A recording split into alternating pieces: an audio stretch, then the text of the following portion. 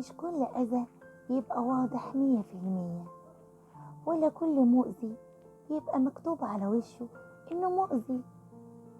الكلام اللي بيزعل أذى، عدم التقدير والاستهانة بيزعل حد غيرك أذى، التخلي والكذب والخيانة أذى، واستغلالك لطيبة حد مديلك الأمان أذى. الأذى له مليون شكل، ومش كل أذى لازم أثاره بتبقى متشاف على ملامح اللي قدامك. معظم اللي بيأذوا غيرهم بيقفلوا عيونهم عن تصرفاتهم المؤذية اللي بسببها في حياة ناس كتير قوي تتغير للأسف.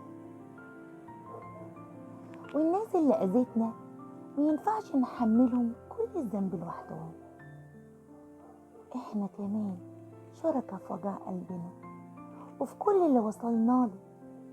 احنا اللي عظمناهم في نظرنا وشفناهم كويسين اكتر من اللازم، احنا اللي اتغاضينا عن عيوبهم كتير، احنا اللي رسمنا ليهم سيناريوهات في دماغنا وشفناهم من خلالها وحطيناهم في مكانة اكبر بكتير من اللي بيستحقوها.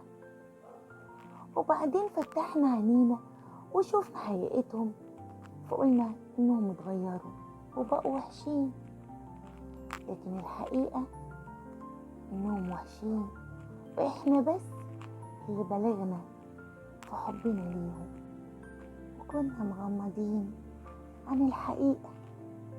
فربنا يسامحنا بقى على اللي عملناه في حق نفسنا.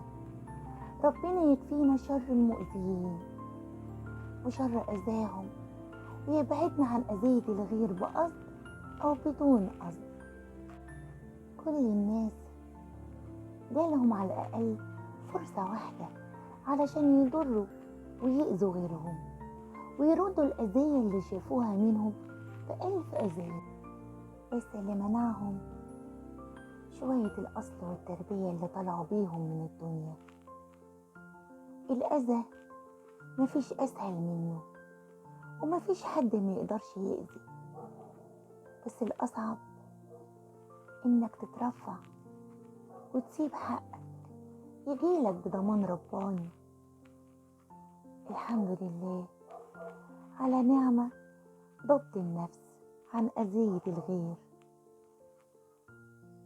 أو رد الأذية بأذية أخرى. شاري الأرض.